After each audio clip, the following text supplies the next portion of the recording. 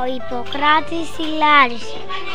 Από τα παιδιά του 56ου νηπιαγωγείου Λάρισας να σας μιλήσουμε για τον Ιπποκράτη και τα βότανά του. Ο Ιπποκράτης ήταν σπουδαίος γιατρός και φιλόσοφος. Ο Ιπποκράτης γεννήθηκε στην Κο, αλλά έζησε για πολλά χρόνια στη Λάρισα, όπου και πέθανε. Ο Ιπποκράτης έφτιαχνε τα φάρμακά του από βότανα. Η μέντα, η μολόχα, η λεβάντα, η δάφνη, η ρίγανη, το χαμομήλι, η τσουκνίδα είναι βότανα γνωστά από την εποχή του Ιπποκράτη. Τα φυτέψαμε και στο σχολείο μας. Φτιάξαμε το βοτανιοπωλείο της τάξης μας. Στο βοτανιοπωλείο μας ξηράναμε βότανα του Ιπποκράτη.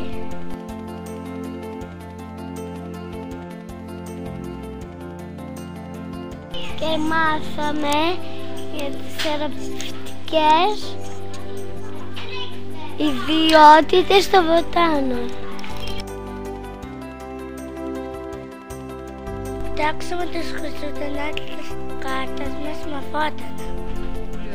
Στο ημερολόγιο μας βάλαμε συμβουλές του Ιπποκράτη.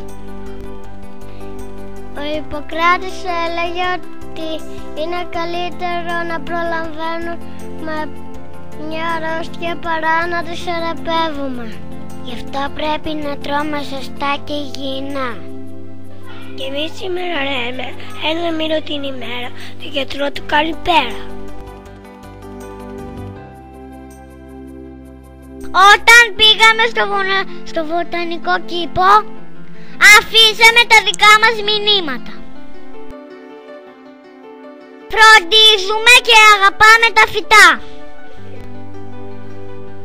Ζωγραφίσαμε και μάθαμε τα γράμματα των βοτάνων. Σι όπως χαμομήλι, ρα όπως ρίγανη, λου όπως λεβάντα. Στο σχολείο μας φτιάξαμε ερνήματα για τα βότανα. Είναι πράσινο φυτό, το βρίσκουμε στο βουνό και μας διατρεύει το λαιμό. Τι είναι το τσάι? Έχει άσπρα λουλουδάκια και γεμίζει τους αγούς. Όλους μας χαρίζει τους ωραίους τους χυμούς. Τι είναι? Το χαμομήλι. Όταν μας τσιμπάει κουνουπάκι, βάζουμε λαδάκι από αυτό το βοτανάκι. Τι είναι? Η λεβάντα. Είναι πράσινο φυτό, μας βοηθάει στο μυαλό όταν πάμε στο σχολείο. Τι είναι? Το δεντρολίβανο.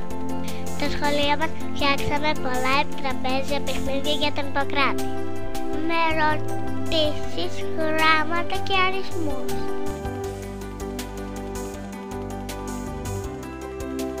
Βράσαμε και ήπταμε χαμομήλι και άλλα βότανα. Φτιάξαμε τον αλφαβητάρι των βοτάνων.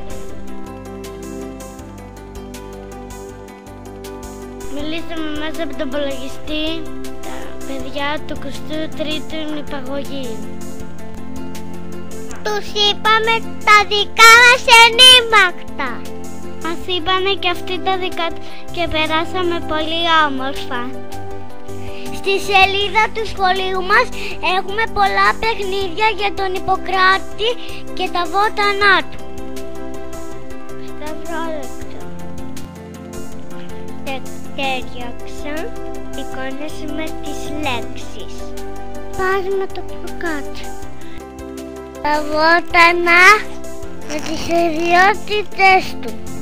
Ταιριάζουμε τις εικόνες των βοτάνων με τις λέξεις. Βοηθάμε το γατούλι να φτάσει τα βότανα. Η μαμά του Ιωνάνα έφτιαξε αλυφές με βότανα.